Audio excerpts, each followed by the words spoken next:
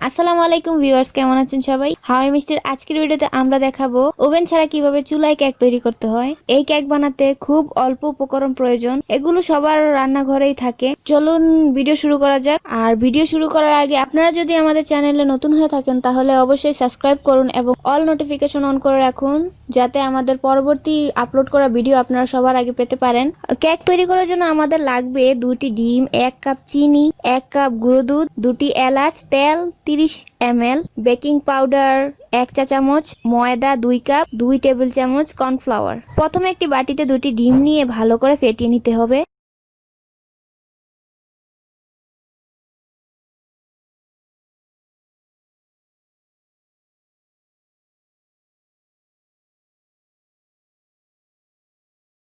তারপর ডিমের সাথে 1 কাপ চিনি মেশাবো। চিনি যতক্ষণ না সম্পূর্ণভাবে গলে যায় ততক্ষণ মেশাতে হবে।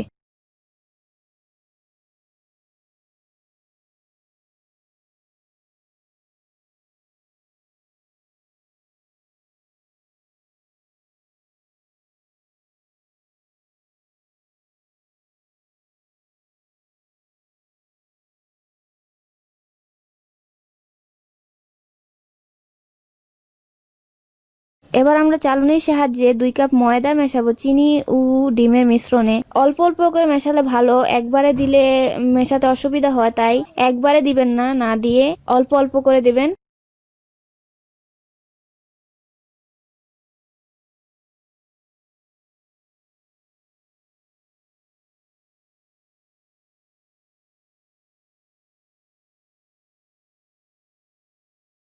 আমরা সম্পূর্ণ ময়দা চেলে আগে আলাদা করে রেখেছিলাম, আমরা সম্পূর্ণটা ঢেলে দিলাম। ময়দা দেওয়ার পর আমরা ভালো করে মিশিয়ে নেব, যতক্ষণ না সম্পূর্ণ মিশে যায় ততক্ষণ মেশাবো।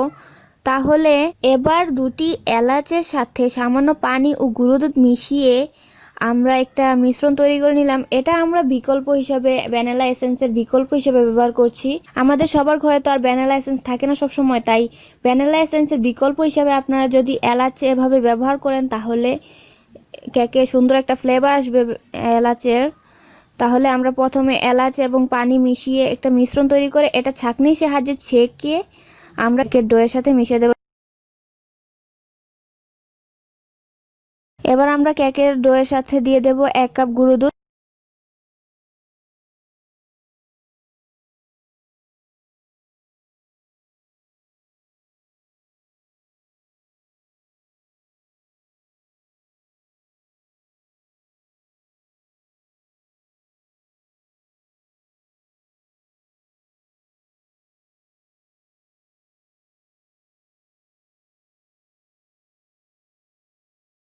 গুঁড়ো দুধ দেওয়ার পর ভালো করে মিক্সড করার পর আমার ডোটা মনে হচ্ছে একটু হার্ড হয়ে গেছে, তাই আমরা একটু তরল দুধ এটার সাথে মিশিয়ে দিলাম।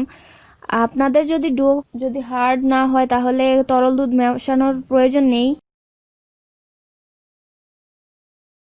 কেকের বাটার যতক্ষণ না ঠিক মতো হচ্ছে ততক্ষণই দেবেন, বেশি দেবেন না, বেশি দিলে আবার বেশি পাতলা হয়ে যাবে। ডো হতে হবে বেশি ঘনও না আবার বেশি পাতলাও না। দিয়ে দেবো সামান্য তেল।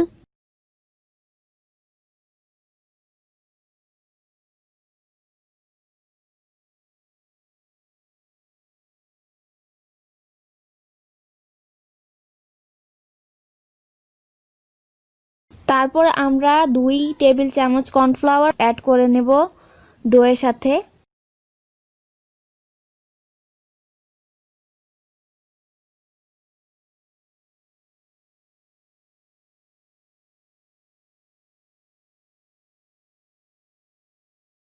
এবার দেব 1 চা চামচ বেকিং পাউডার।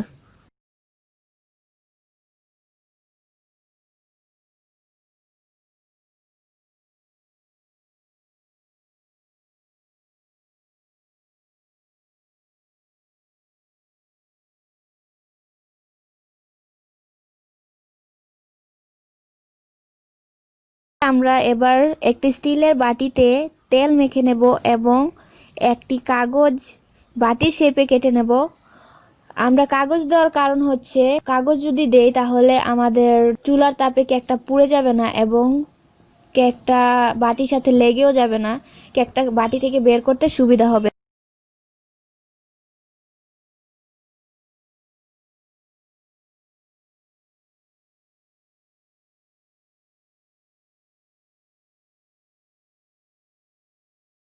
এবার বাটির ভেতরে আমরা কেকের মিশ্রণটা ঢেলে দেব।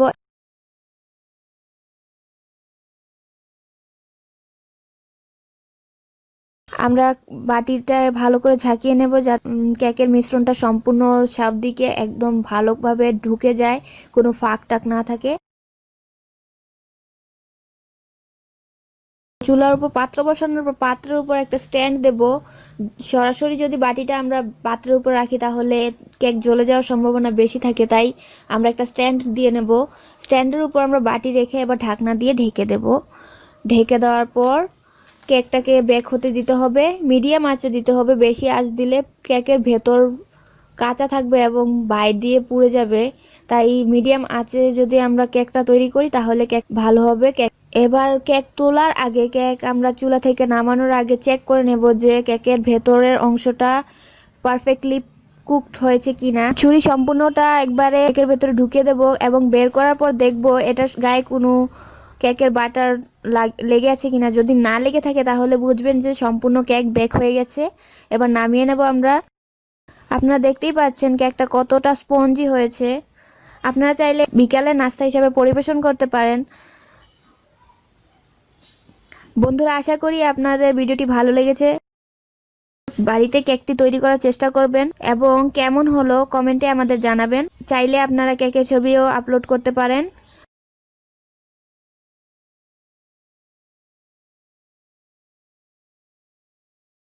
আমাদের ফেসবুক পেজের নাম হাওয়াই মিষ্টি, আপনারা চাইলে ফলো করতে পারেন এবং সম্পূর্ণ ভিডিওটি দেখার জন্য ধন্যবাদ।